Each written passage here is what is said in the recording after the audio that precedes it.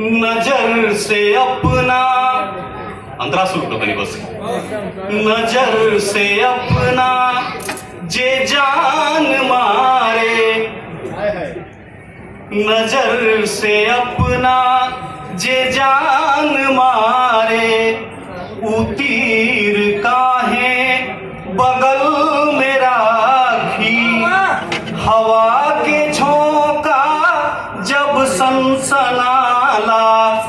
हवा के झोंका जब सनसनाला रोआ गिरा के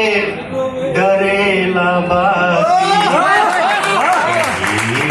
दिया में जरेला बाती कहीं दिया में मरेला बाती। सबसे इंपॉर्टेंट है लास्ट है वो 15 पूजा के रोवत रहे अलोता जे रोक देवे नयन से बिजुरी पूजा के रोवत रहे अलोता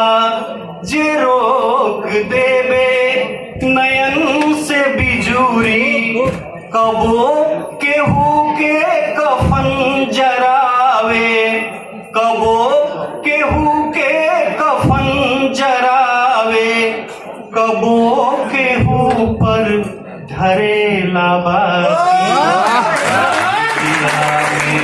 धरेला बाती कहीं दिया में मरेला बाती।